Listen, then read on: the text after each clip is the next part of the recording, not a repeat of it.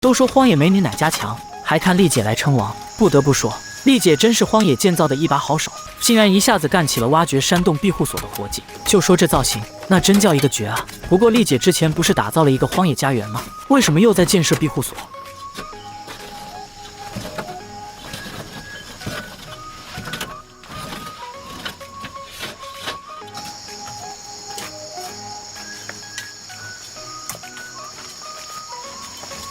上期丽姐那叫一个厉害，直接搞出了空中打野陷阱，就这造型，那是真帅，效果也是超好啊！直接收获到一只野猪，可是让他的野猪养殖业更进了一步。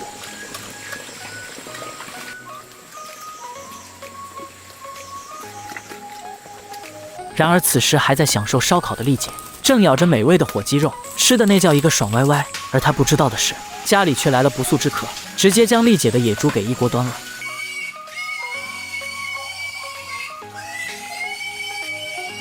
将剩余的烤鸡肉逐一打包好，放置到芭蕉叶之中后，丽姐带上小黄狗，朝着庇护所方向返回。此时一路上无比高兴的丽姐，还丝毫没有意识到自己的老巢被一锅端了。一路上那是满满的精气神，甚至在遇到这棵老树时，还在考虑在这里打造一个临时庇护所，这样有利于日后打野的时候休息。而老天似乎也是在给她开玩笑一般，不愿意让她提早知道老巢被端了，直接下起了雨来。这下搞得丽姐只能暂时在大树之下躲避大雨。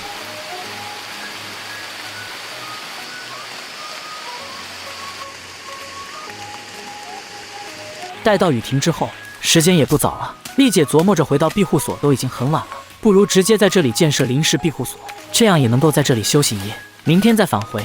于是乎，丽姐说干就干，开始收集起了建设庇护所的材料，先后砍倒了不少的木棍，并且将木棍按照所需要的尺寸进行修整。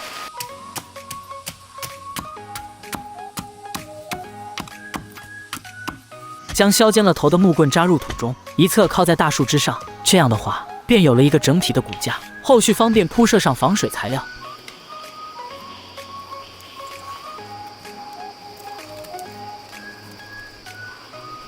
至于防水材料的话，在丛林之中最好的便是树叶一类的，芭蕉叶大而好用，但是容易坏，因此丽姐没有采用，而是采用了棕榈树叶。利用棕榈树叶叶片多的特点，直接将其交叉编织在一起，便是很好的屋面材料，而且编织出来的片状材料绿白相间，非常好看。不过所需要的这样的叶片可是不少。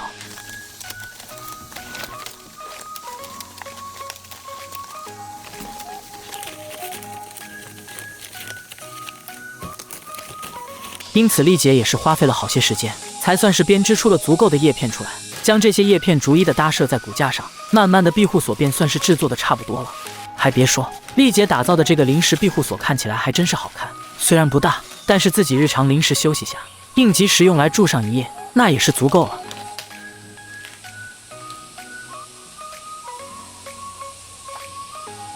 毕竟内部空间还不小，丽姐还给自己搞了一个树叶枕头，就此这个庇护所算是建设完毕了。处理完庇护所之后，丽姐还在附近搜寻了一番，毕竟要是在这里过夜的话，还是要将周围的情况弄清楚才行，安全第一。在周围查探一番之后，丽姐发现了些好东西，那便是岩石下方有着山鼠活动的痕迹。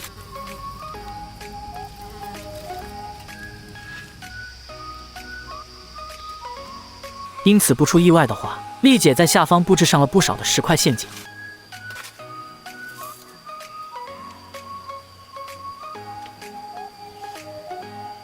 不过今儿丽姐是有些倒霉，在爬上爬下的时候还不小心伤了脚，好在是点皮外伤，并没有伤筋动骨，不过也是影响了她的行走。要是此时的她知道老巢的野猪被抓了，恐怕得说上几句祸不单行啊。收集了一些植物之后，丽姐那还是满心欢喜的回到了庇护所，看样子准备要利用这些草来处理下腿。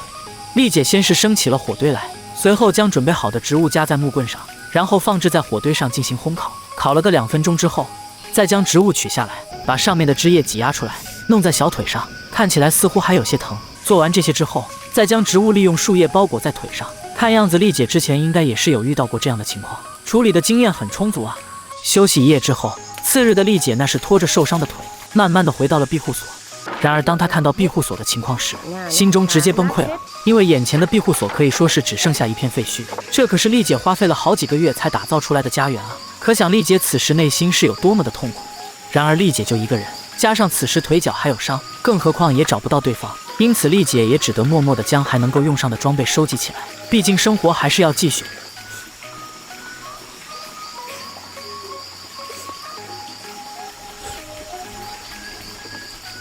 至于野猪的话，丽姐心中也是知道，多半是被抓了，不过还是抱着1/1000的希望，在里面查看了一番。可惜此时的1/10，那就是等于0。也罢也罢，丽姐决定离开这个伤心的地方，向着更远的丛林深处去。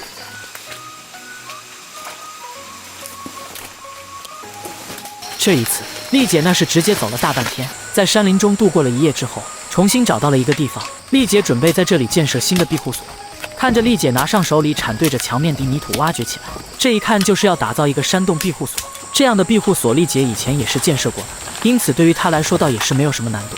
唯一的难度就是工程量肯定是不小，尤其是挖掘的山洞要是越大的话，所耗费的时间和精力就越长。将墙壁整理好，并且刻画出洞口之后，丽姐那是沿着洞口就是一顿开挖。这里的土壤还不错，虽然没有那么坚硬，但是里面几乎没有石块，因此手里铲每一下都能扎入很深。当然，这样的挖掘大家可不要学习，因为一不小心，要是山洞塌了的话，那可是很危险的。毕竟丽姐这么多年的专业荒野技能，那可是绝大部分人无法比拟的。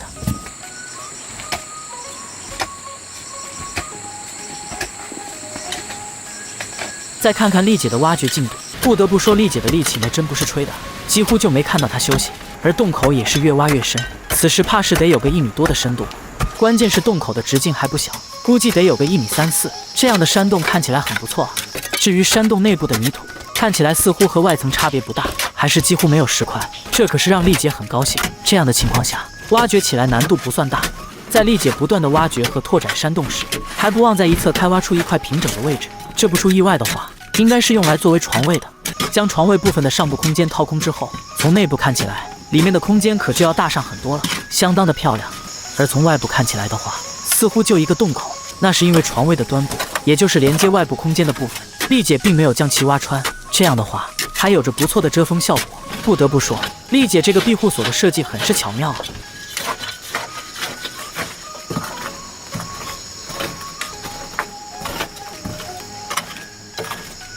至于挖掘出来的大量的泥土，丽姐那是将其直接弄了出来，一方面作为铺设庇护所前面地面的材料，一方面推到了远处，将下面的植被给掩埋起来。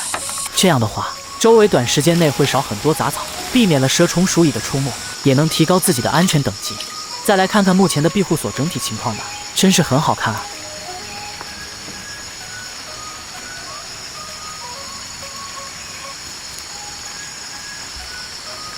终于有了庇护所之后，丽姐今儿睡觉的地方是有了，不过庇护所里面的泥土还是比较湿润的，因此必须在上面铺设上一些防水和隔绝湿气的材料才行。因此丽姐在周围砍来了一些大竹子，这可是用来隔绝湿气的好东西。丽姐先是利用锯子将竹子锯成一段段需要的长度，随后再将其劈成2半，这样便可以铺设到床位上，用来隔绝湿气。至于地面上，丽姐也是进行了铺设，毕竟砍来的竹子可是不少。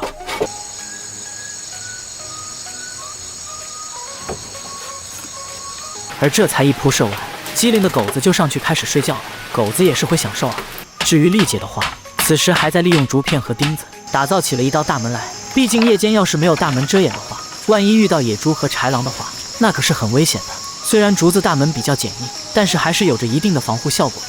就此，庇护所部分算是处理完毕了。接下来的话，丽姐得考虑今儿的食物问题了。毕竟忙碌了一天，不吃饭的话，那可是扛不住的。